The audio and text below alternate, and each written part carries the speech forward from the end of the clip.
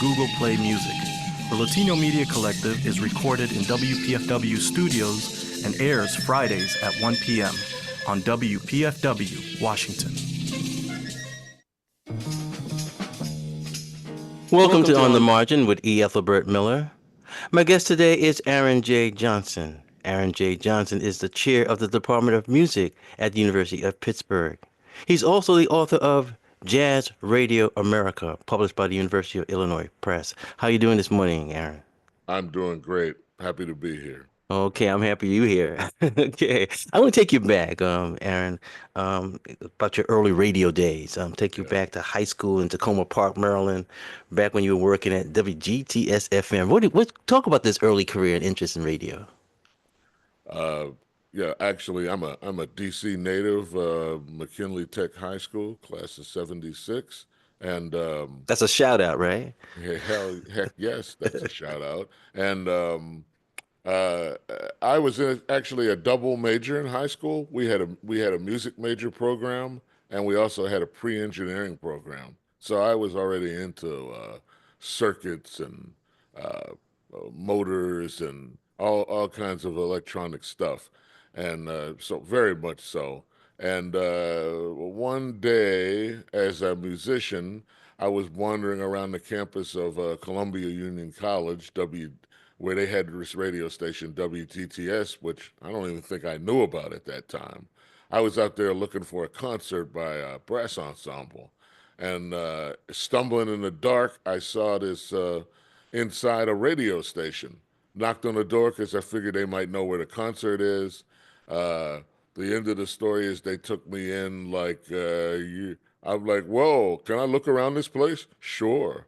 And before you know it, they were like, why don't you come back next week and just sort of hang around and see if you can be useful. Hmm.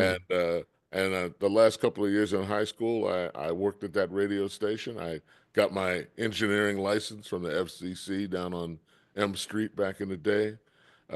And that's where I got my start in radio. Hmm. You said something right there, Aaron, Johnson, about high school. And I'm thinking Yeah, about how, for some people, that's how they got into playing an instrument.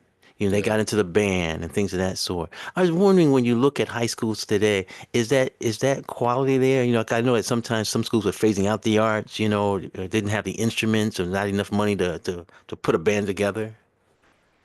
Yeah, it really depends on the school system. We live in this country where people are generous about people who look like themselves and not necessarily generous with the people who don't look like themselves. And Hmm. and so where the budgets are high, they have these wonderful band programs, and where they think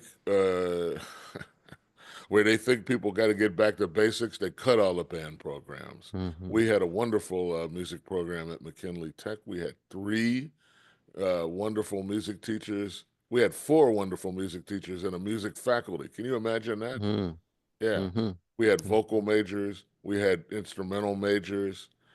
We had piano majors. Hmm. Some of the best musicians of the world today came out in that era. Hmm. Yeah. Well, let's Conductor take let's Michael go back to Morgan that. was one Right, of let's our classmates. right. Okay. Yeah. Let's go back to this time and bring us into your house in regards to jazz. Are you listening to jazz? Is your parents listening to jazz? Not at all. Okay. I had two older brothers, and one brother always wanted to be a musician, my brother Lawrence, and he was an avid record collector, uh, and his entire arsenal was aimed at Motown and Stax. Okay. I shouldn't say that. My brother Lawrence had eclectic tastes. He I liked like how the you say that Kingston now, right? Trio. Okay. He liked the Kingston Trio. He had soundtrack records. I mean, Hmm. he listened to a lot of stuff. And the big benefit for me as a musician is he extended my knowledge of music 10 years past my years. Hmm. Everything he listened to at 15, I was listening to at 6, Hmm. right? And when he was at the house, I was playing them, right? Okay. So now where does the jazz come in? Is that somebody in high school, a teacher? Yeah, Peter Ford at McKinley Tech was a jazz musician. He's a trumpeter. and we had a jazz band. None of us knew how to play jazz at the time, but we were learning, and we learned how to play the parts without being able to improvise very well. But some of us became really good musicians in this town. Mm-hmm. Ben Sands, who's a tremendous saxophonist, was in my era. Uh, Warren Shedd, the piano maker and drummer, was in that era. Yeah, we learned to play jazz in high school, and I was sharpening my focus on all things black and to be proud of when I was a college student, and that's when I really immersed myself in jazz. Mm-hmm.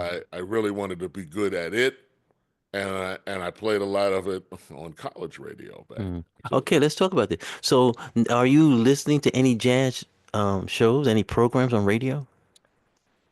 That I was, because we had this jazz band in high school, uh, and radio was free. And as I talk about in my book, jazz radio was abundant in Washington, D.C. in the 70s and 80s. Uh, Older listeners might remember Felix Grant was on the air Mm-hmm. on WMAL AM. Uh, uh, Also, Rusty Hassan, who is still around, was on the air. He had uh, he had been with the Georgetown station, which they lost, and became WDCU, which I know we're going to talk about. Mm-hmm. Uh, and this was an amazing period on WHUR. This was before they found out they could make money and, The and quiet change way, things the up. quiet way. Yeah. This was the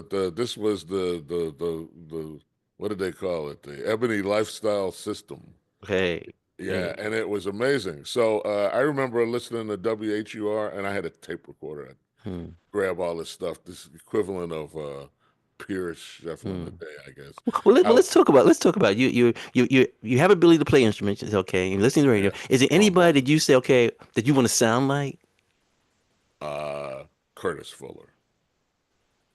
The great trombonist Curtis Fuller, the most soulful trombone voice in jazz. That's what I wanted to sound like. But also, I was inspired by Andrew White, who lived Oh yeah, only Andrew. three Yeah. blocks up the street from me in Northeast. Oh Yeah, my God. Okay, I know. I caught Andrew's last concert. I think a show at Blues Alley. He's always collecting stuff. Andrew White was, many people were had heard all these stories about who he played with, but Hmm. when Questlove's movie came out a couple years ago, Summer of Soul.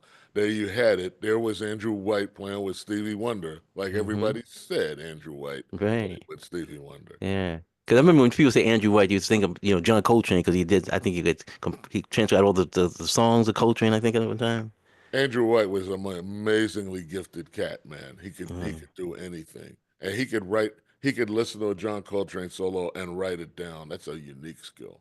Well, you, Aaron Johnson, I'm gonna say on the air, you are a unique person also. Okay, and I want to ask you about this book, Jazz Radio America. How did you outline the book? And it seems you were very concerned with ownership as well as programming.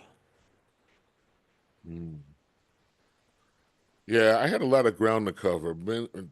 Jazz scholars and media scholars had not really talked or written much about jazz radio as a thing and the impact of radio on how we make music and the impact on the music on how we listen to the radio. They're commingled, and so initially, back when I was working on this as a research problem, I worked on everything from Duke Ellington all the way up to today. But I decided to focus the book uh, on or jazz on commercial radio after radio became a local thing and record based. Uh, and so commercial radio carried jazz maybe not as well as we would have liked from uh, from after World War II up until it kind of really gave up on jazz in the around 1980. That was when the last time people were trying to put jazz on commercial radio, not counting smooth jazz, which is like a different category, Hmm. really. Uh, Let me ask you a question about this, because I think it's yeah, important. yeah, Look at what you're doing and break that down in terms of regions, Northwest, the South, California. yeah. Is there any changes there? Is there a cluster of where you say, okay, if I'm in this area, I'm really hear a lot of music on the air? Uh, it's kind of the same. It's surprisingly consistent across the country. It tends to be the music tends to flourish where there's at least some urbanness, right? Hmm. So up and down the coast, in the Midwest, in the big large centers, in the South and East in large centers, and we in our discussion, I hope we don't leave out the role of HBCU radio. Right, That's right. another very interesting thing. We touched on Howard already, but Hmm. HBCUs have a mission to serve a black community uh, around them, and they value and treasure jazz, if in principle more than in fact. Yeah, the reason I raise the question is because you hear these stories like, okay, I'm in a small town in the South and I'm trying to hear what's being played in Chicago. You Yes, stay, and then I think we're also looking at the access of radios in terms of the black community. yeah, Because I go back and I look at how AM radio had a lot to do with the organizing of the Million Man March back in like 94. So you yeah, see the importance of radio in terms of community. But yeah. as well, and when we talk about jazz, okay, let's look at how you mentioned in your book. Many college stations is where you sometimes hear the jazz. So why don't you link that to what you're talking about HBCUs? Yeah, it's a long path to link that, so I hope we get there Well, let's start. Let's start. without dropping any off. Yeah. So, uh, in the 1940s, uh, FM radio was kind of finalized and put into service, and for many years, and when it was done, a portion of it was set aside for educational. They didn't really use the word non-commercial back then, for educational broadcasting. WPFW sits right in the middle of that, 89.3, if I'm not mistaken. Mhm. It runs from 88 to 92. Is that non-commercial space, the left-hand part of the dial, which is where all the good stuff is. Um, for many years, that area radio was used very unimaginatively, and FM radio was used unimaginatively. But colleges got into the act because this educational area was laid out for them. Um, and and colleges. So there's kind of two flavors of what's going on in college. There's kind of like, well, so WAMU, American U is a college, right? And their station is a big time, well-oiled, uh, professionals. Everybody's getting a paycheck, kind of a machine. And those stations have issues.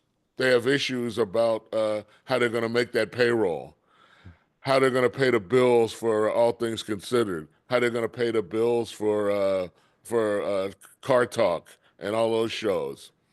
Um, and so they're afraid. This music scares them.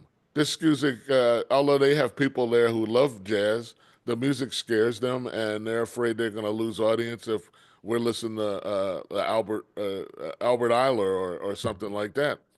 But on the other hand, a station that's operated by students, that's got volunteers, uh, like let's say WKCR at Columbia or Jackson State's radio station, HBCU in Jackson, Mississippi.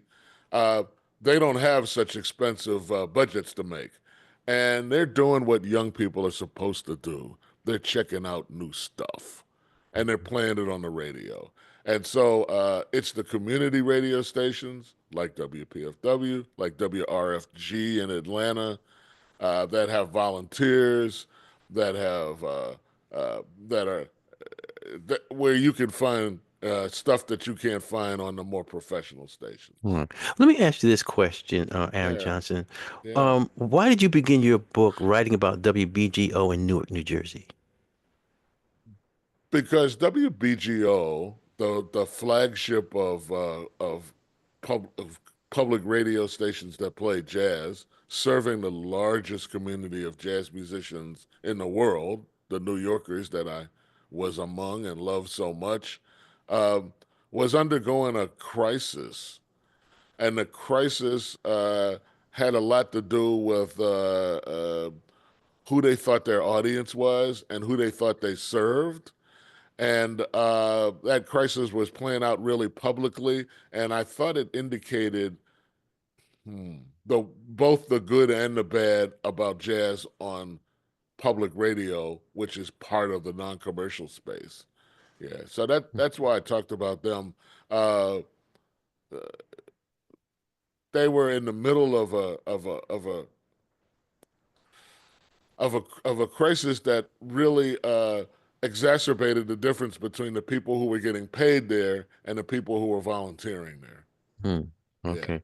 What did you, when we look at this book, Jazz Radio America, what did you discover or uncover while writing your book? I uncovered and discovered that a lot of things were leading and causing music to not be played on the air in America on non-commercial radio, which were driving music off in favor of news and information and talk shows. We know talk is cheap. It's a Mhm. legendary expression, Hmm. but it's not only cheap. It it doesn't necessarily depend on people's tastes. Um, Everybody in public radio, and I probably should say make a distinction between non-commercial radio and public radio, if I can. Sure, go ahead. Yeah, I use public radio to talk about these non-commercial radio that's run very professionally and and oftentimes at a high budget, uh, a relatively large budget. Um, Whereas we know not a lot of people, we know there's a lot of people at WPFW that aren't getting paid. We know there's a lot of people at community radio stations that aren't getting paid. And those stations, although they're both, in some people's eyes, public radio stations, they really run quite differently and have different financial pressures. I could pull a budget of I can't pull a budget of WPFW because it's run by Pacifica, and I can only pull a budget for Pacifica. But Yeah. you But can we pull a, know. you can pull a budget of a community radio station and see that they're making do with $600,000 or $700,000 passing through them for a year, Hmm. whereas a station like WBGO is spending like maybe $12 million a year. A station like WAMU is spending maybe $70 million a year. And so this puts different kind of pressures on station. And so the thing I discovered was that that pressure has caused public radio to reorganize in such a way that stations don't do a little bit of everything like they used to. Play Hmm. some jazz, play some bluegrass, play some classical, read some poetry, tell the news, do some gospel. No, those days are gone. We either do news, we either just do blues, we either just do jazz, uh, and the discovery was that's not an accident. People aren't doing that accidentally. They've been led to that by consultants, and they've been led to that situation by concerns over long-term funding. Sounds like you also talk about our eating habits. All of a sudden, we're going to McDonald's. You know,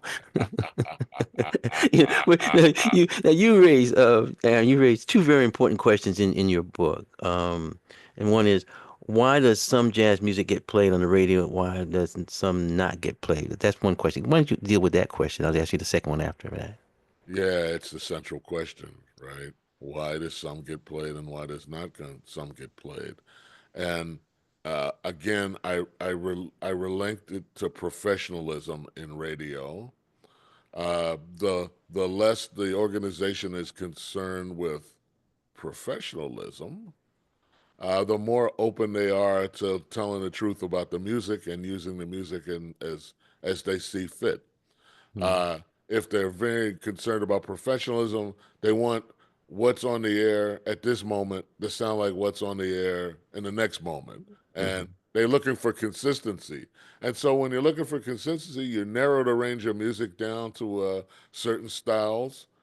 And so there's a lot of factors coming together in that. But the biggest factor is uh, well, there's people who aren't ready, their ears aren't ready for experimental music.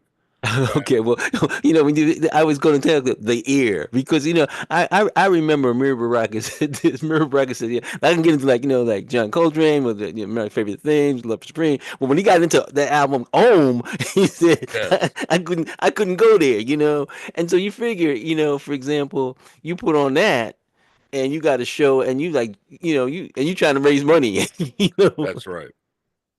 That's right. I mean, that's the challenge, right? We jazz musicians and we African American jazz musicians are always pushing the envelope, and in pushing the envelope, we sometimes miss delivery of the envelope. I I mean, miss realize we got to put delivery. something in the envelope. We push the envelope and we put something in the envelope, but that might not be an envelope aimed at grandma But let's or go back. Let's go back yeah, to your yeah. the high school. And I'm saying that, for example, when you're talking about the ear, so shouldn't it be where if you're in a high school teacher to say, okay, let me teach Albert Island, let me teach all that, so that the students, when they get older, have an appreciation for it. They don't have to play it, but at least they know their ears will know it and appreciate it on that level. Yeah, I would love to. I would love to have that. And a turning point for me with free jazz was when I was playing in the band at the University of Pittsburgh, and we went to New Orleans, and we did we went out to the SUNO campus, Southern University New Orleans campus, and Kid Jordan had our band play with his band, and they were playing free jazz. Hmm. And it was the first time I'd ever been inside a free jazz performance, and it changed my life. It Did you changed. keep your head above water? Oh, absolutely, You started swimming man. I started to do the stroke. Yeah, and the funky butt. yeah. It changed my life, and it was an amazing experience. So yeah, yeah, we're always ringing that chime about doing a proper education thing, and honestly, we're only going to get so many people, but those it doesn't take many people uh, to make a movement. Well, let me ask you this: you are the chair of the Department of Music at University of Pittsburgh. Yes, If and I don't have a course outlined here, but would I hear or would I be able to go to courses that you say, okay, I'm going to help. If you come to our program, your ears will be developed. I'll give you an example. On April 10th, Coming up. yep, our graduate students ensemble is playing a concert, and in that concert, we're going to play four pieces. Uh, one piece by the great late composer Paulina Oliveros. Uh, the next piece we're going to play is by Joseph Jarman of The All Art Chicago Ensemble of Ensemble, yeah, Chicago, yeah. called "Dreaming of the Master." We're going to play Mingus's Meditations, and we're going to play Pharoah Sanders' Selflessness. The whole program is dedicated around is the theme is meditation, meditation on meditating, All right. or is it Okay. meditating on meditation? Whatever I gave him in the text. M&M's, M&M's. Yeah.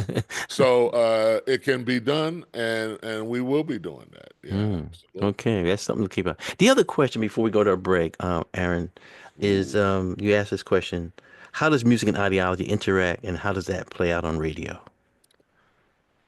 yeah. WPFW, I think, is a perfect example of an ideology that is inclusive to a lot of different kinds of music. So here's the basic ideology that's running around, stamping itself in a lot of the talk about jazz. Jazz is America's music. Jazz is Black America's music. Jazz is America's classical music. Jazz is Black America's classical music. There's a grasp for ownership going on in those sentences, right? One is saying anybody can join, and one is saying anybody can join, but we know who started it, right? And and uh, this I've lost a little bit of a train of thought here. No, hold on, I'm gonna catch it. Okay, we'll catch up. But Yeah, this is free. This is free jazz right now. This is what we're doing. Here's that ideology component. So that ideology is one of those ideologies is an American inclusiveness, and it's American exceptionalism hiding around the corner from American inclusiveness, and at that those kind of stations tend to play music that is not experimental because the experimental music's been branded as militant, and they're not and that kind of thing. On the other hand, you hear this every week on WPFW. Albert Eiler can coexist on a radio station with James Brown because, as Amiri Baraka said, it's the changing same. All this black music is saying, all this black music is signifying on the status quo in America. That's what black music does. And so James Brown is doing it with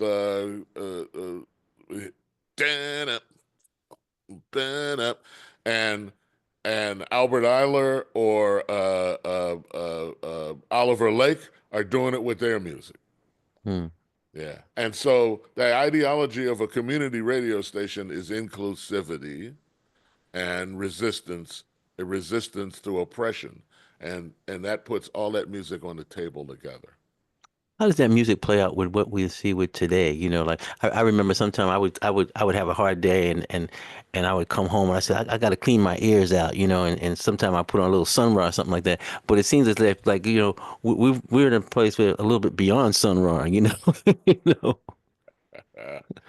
Well, honestly, the times are radio ain't what it used to be in the public, in the use of public. If you talk to young people, they don't even know what radio is. They may not even own a radio. The way we consume music, I almost hate to use that word, consume. The way we use music has changed dramatically, how it fits in people's lives. So, I mean, it's in some respects, it's depressing to be a musician. Yeah. Okay, well, we're going to take a break so that we can, as we say, pick up the second part of the show with a little more joy. Yeah. Okay. My guest today on the margin is Aaron J. Johnson. He is the chair of the Department of Music at the University of Pittsburgh. We're also talking about his new book, Jazz Radio America. My name's Ethelbert Miller. The station's WPFW 89.3 FM.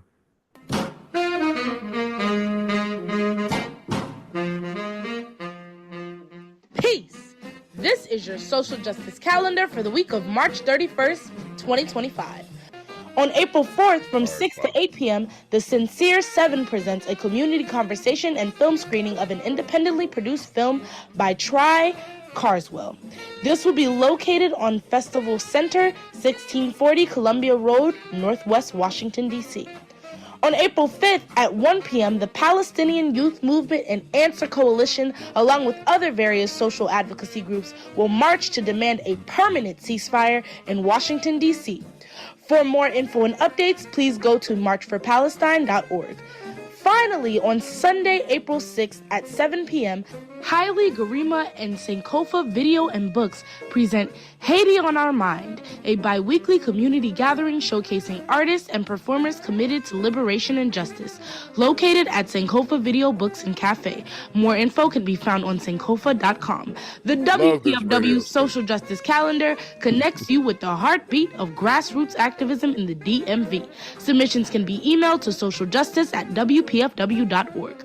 Please include the name, date, and address of the event. Submissions are due by Thursday at 5 p.m. at least 1 week in advance of your event. WPFW Social Justice Calendar helps build a better world, one broadcast at a time.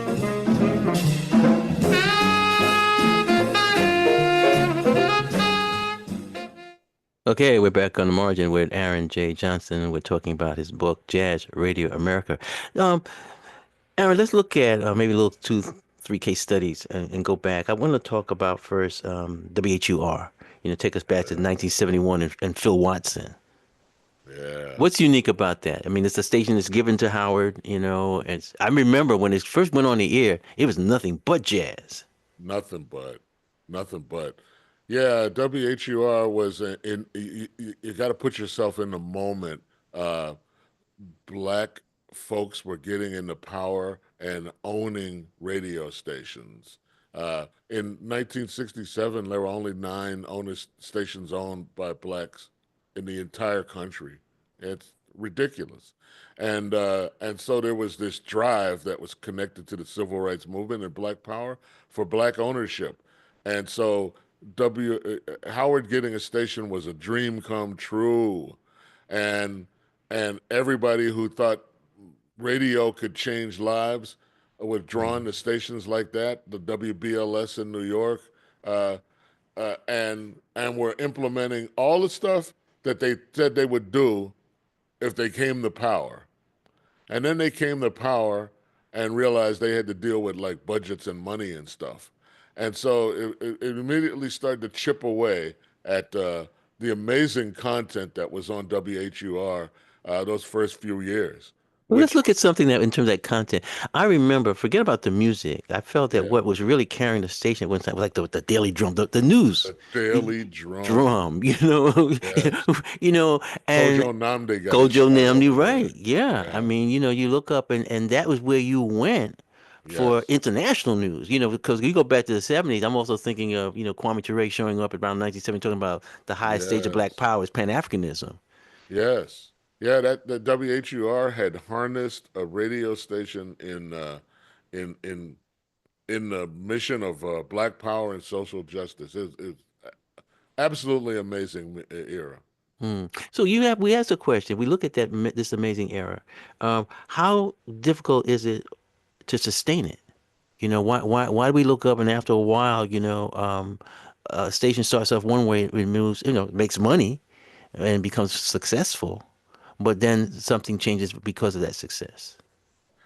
There were two things working against revolutionary programming at WHUR.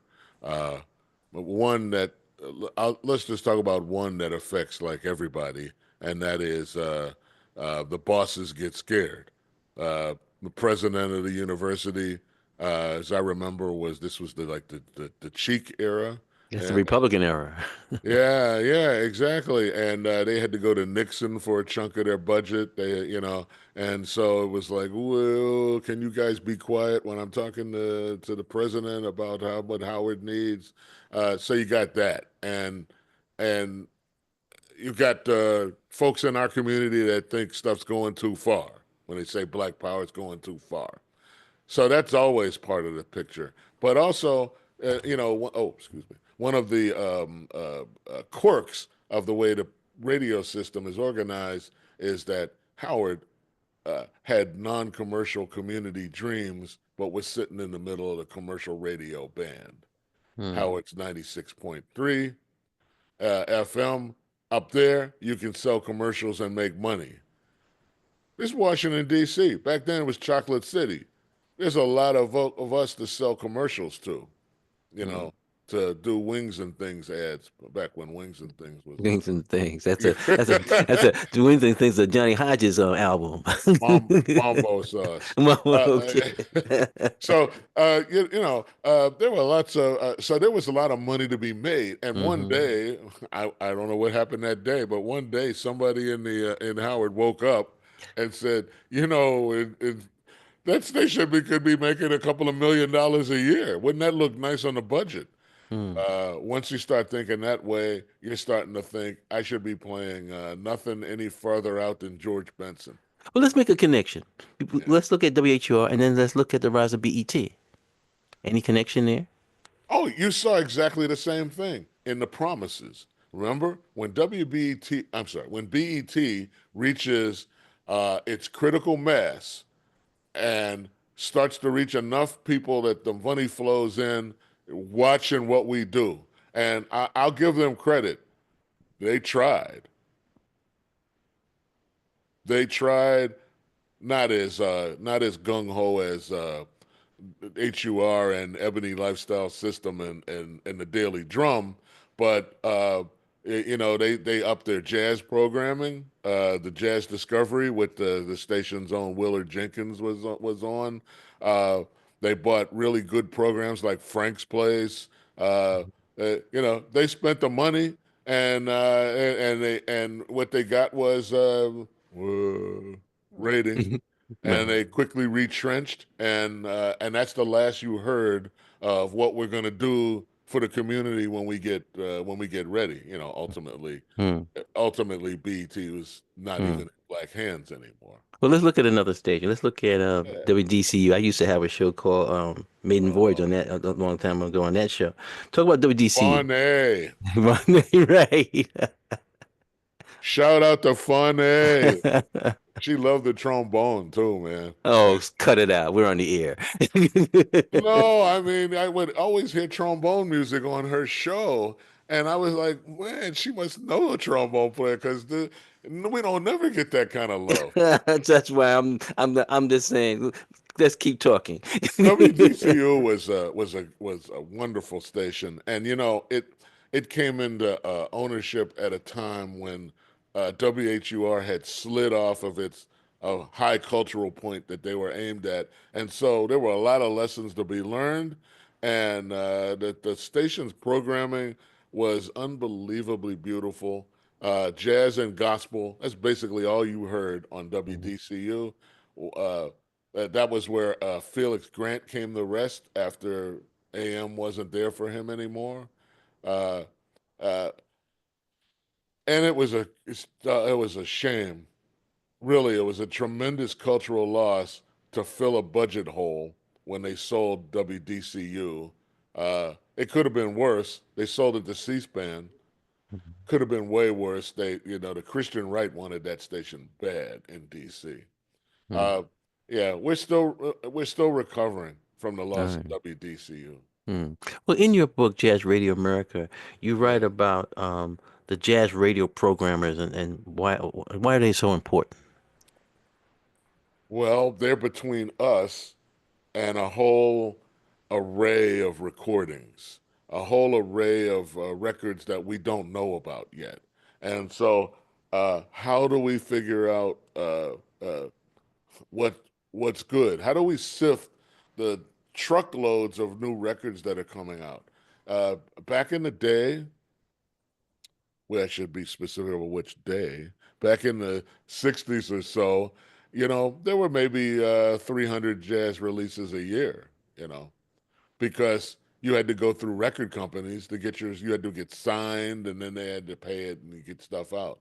Well, uh, today's jazz programmers are trying to deal with 30 or 40 new releases every week, and a lot of it is DIY, like my CD, "Songs of Our Fathers" 2009, which was played very well on this station back when it came out. They got to figure out what they're going to play, and it's a unique challenge in jazz broadcasting, right? Because you're not going to forget about Dizzy Gillespie, you're not going Hmm. to forget about Miles Davis, but you want to play the newest things by Victor Gould or by Jason Moran. You want to play the newest music too. You don't find that in commercial radio. You don't find oldie stations playing new releases, and you don't find new release stations playing 30% of their programming of oldies anymore. All So right. the programmers are in a unique place between the people producing music, and also the few companies that are still involved in our music that are trying to force you or cajole you to play music, and then ultimately playing that music for the public. Hmm. Let's talk about something else you mentioned in your book, and this is near the end of your book. Talk about satellite radio. Satellite radio. I have a car with satellite radio. I'm in that strata now. Uh, And we're talking about the role of the automobile in terms of radio too. yeah, yeah, and we also have a station here in Pittsburgh. We have a similar state situation in Pittsburgh to Washington. They lost their WDUQ too. I'm sorry, they lost their WDCU too. It was called WDUQ. Duquesne University was, you know, short of some dough, sold a radio station. Fortunately, the people who ran that station finally uh, put some proposals together and found another frequency, and we have a jazz radio station in Pittsburgh again. Uh, yeah, satellite came in with a lot of promise, but satellite, once upon a time there were several Let's very go back. Let's go back to the promise. Why was it so much of a promise? I remember that it was like that was going to be the future. Yeah, because satellite was going to be funded by listener fees. It's going to be ad free, and then they got into an immediate war between the two players over content. Today it's Sirius XM, but when it started, it was Sirius and it was XM. And if anybody remembers when there was the NFL and the AFL, or if anybody remembers when there was the NBA and the ABA, the best thing for talent is when you got two people bidding for you. Yeah, you got Julius Irvin playing. Yeah, baby. So you got two things bidding, two entities bidding for you, and they were bidding up the talent and make signing long-term deals that were not tenable. And so cooler heads prevailed. Sirius and XM merged, and when they did that, they started cutting costs. They started slicing out channels. Uh, there's some good music being played on Sirius XM. Don't get me wrong. Mm, And Christian McBride does a good job as the main honcho on the air for that jazz channel. hmm. But that jazz channel is also afraid you'll turn the thing off if you hear a note that's squawked. It's squawked. Yeah, Well, yeah. we have a few more minutes to squawk. We love squawk on PFW. Right. Look, Yeah, you have a thing in the book, broadcast paradigm. You want to talk about yeah, that? yeah. The broadcast. That seems like your little Buckminster Fuller moment. You came up with this broadcast it, paradigm.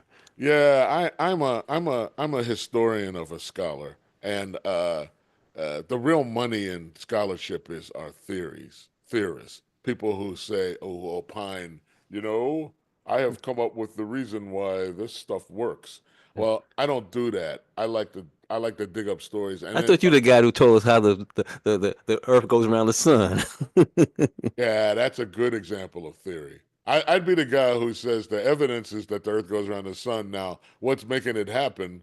I'd like to know. So, uh, uh, yeah, the broadcast paradigm I came up with uh, trying to figure out if I were going to dead end my career by writing about radio, right? Because when the first person I told I was working on radio, let me see if I can get it all in his inflection, responded to me, radio. And when people talk to you like that, you're like, oh man, what am I doing? So I realized, radio was kind of, in many people's mind, passe. So I wanted to relate my work to things that look like radio and smell like radio, like internet radio or streaming or satellite radio, things that look like radio. And so the broadcast paradigm just says, what is radio broadcasting? And it's three things. It's being able to reach people that are at a distance. hmm You call it It's geographical reach. geographical reach, and that doesn't matter whether we're talking about across the whole country or just across Ward 5 in the district. If it's more than you can yell, right? Hmm. And then the second thing is simultaneous consumption, that Consumption. everybody gets it at the same time. And you can see that model's falling apart, right, by the way people watch TV today, Mm. right? The first uh, uh, drop off from that was VCRs, and video recorders. And now it's streaming. I'll watch that show when I get home. I'll watch that show whenever I want. I'll watch it on vacation. How about that? Hmm. Yeah. So simultaneous consumption is a feature of radio. Everybody, even you, have broken that off because you're going to podcast this too. Oh, don't say Oh, that. sorry. No, you're supposed to say that. Thank you. Oops. No, you So can say it. actually, that's a big challenge for the biggest gun in public radio, NPR, is, you know, they have to serve their affiliates, and yet they compete with their affiliates by podcasting. So the second thing is simultaneous consumption. I'll give you an example that's not simultaneous. Uh, a big blockbuster movie comes out. We all watch it in the same time frame, but we don't watch it at the exact same moment. So that's near simultaneous consumption. And then the third thing, and to me, that's the most important in the broadcast paradigm, is the content is programmed. Somebody like you, Ethelbert Miller, uh, is choosing what song I hear next and in what order, Oh, what guest I'm going to have on my show? or what guests you're going to have on the show, as opposed to I go on YouTube and I poke around and one thing suggests another, and I there's a list of things and I could get something from it. A list of things is kind of sort of programmed, but the sequence isn't programmed. That's like So buffet. yeah, yeah. So if you take away one of those things, but you have the other two things, my conclusion is you have something by which the study of radio is still appropriate because it sort of smells like radio. If you Hmm. take away two of those things, you're having a trouble making a case that this is very much like radio now. And if you ain't got any of those things, why are we talking about it? Right. Well, we were talking about something before we went on the air that I really want to have you talk about, and because it's a Already. way of remembering people. And Oh, and we talked about Jerry Allen, and I was wondering great if you could Jerry. just talk about your friendship, and you mentioned her at the end of your book in terms of her influence on you. Jerry Allen was a beautiful person. Uh, She came to Washington, D.C. from Detroit to study at Howard University. She arrived in, let's say, 75, 76 when I was a senior in high school. I first got to meet Jerry because the McKinley Deck Band came and played in the band room at Howard. Uh, and we tried to show off for the Howard University musicians, and there were Jerry, and there was Wallace Roney was in that band. No, Wallace wasn't in that band yet, but some of the people we know from that era, Howard, were there. And then I was fortunate that when I was in college at Carnegie Mellon in Pittsburgh, Jerry came to Pittsburgh to do grad work at Pitt, and I played in the band at Pitt under Nathan Davis. So our friendship goes back to really goes back to that time, 1979, 80. That's a long time. Hmm. And over the years, I was always in touch with Jerry. She was always an inspiration to me. Um, I tried to connect her with some visual artists like this wonderful artist you have in Washington, D.C., a close friend of mine, Renee Stout. I tried to get Renee's work on the cover of Jerry's records. I was like trying to make my connections there. Hmm. Um, I Many great moments in my jazz career happened because Jerry was looking out for me. For many years, I played with Steve Teray and Sanctified Shells, playing the trombone and the conch shells and honking around. And Steve got to hear me play at a jam session at Jerry's house, and Hmm. that's how that connection worked. And so Jerry succeeded. Was Jerry was University of Pittsburgh's most famous jazz alumni, and so they tapped her to fill the shoes of Nathan Davis, who retired after leading the program, which he created for 45 years, and uh, and Nathan was an amazing performer scholar, and we were smart enough to break up performance and scholars into two people, into two divisions. Hmm.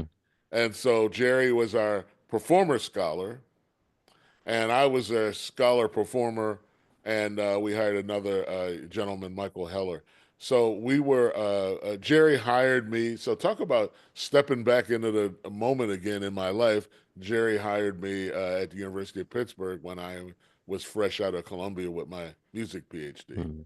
I want to know who Yes. gave you those conch shells. I have my own conch shells, but when I play with Steve, I have to play Steve's conch shells because he has the correct shells he needs to play all the pitches in his music. Mm. But I have bought my own shells over the years, and several of us who were trained by Steve are his legacy of also playing conch shells. Yeah, All I right. have about 20 of them. Okay. Well, I'm going to ask you the last question I'm going to ask you is a key one. Oh, If you were a consultant yes. to WPFW, what advice would you give us here at the station, based on all your knowledge in terms of Jazz Radio America?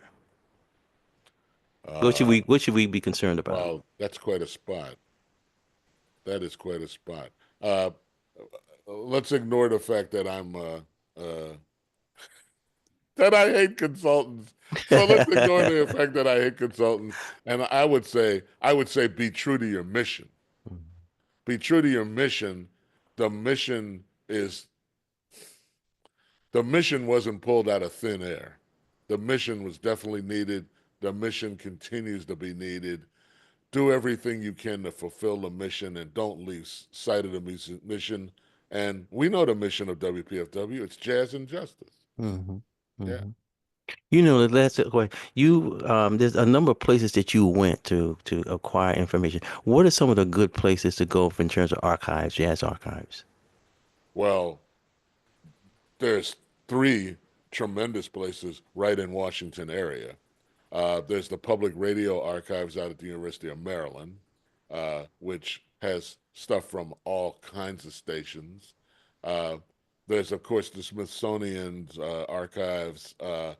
They can, wow, and also the Library of Congress, which I didn't really use much of when I was writing this project. I did look at Billy Taylor's papers. Billy Taylor owned a radio station for a while, and he couldn't make a go of it either. Hmm. Even though he had been a professional who was a program manager in New York. I mean, Billy Taylor had an extensive broadcasting career. He knew a lot about it, but he got into a group ownership that was kind of. We got, we're gonna have to we're gonna have to get you back on the show before you get your own station, Aaron Ah, Johnson. ah, ah. I And that want, last, and huh? that last place that's a good place to do archives, of course, is WDCU's Felix Grant Archives, which All is right. spectacular. Okay. Well, I want to thank you, Aaron Johnson, for being Oh on my man, show. thank you. You were listening to Aaron Johnson. He's the chair of the Department of Music at the University of Pittsburgh. He's also the author of Jazz Radio America, which is published by the University of Illinois Press. The show's On the Margin. My name's Ethelbert Miller. The station's WPFW 89.3 FM.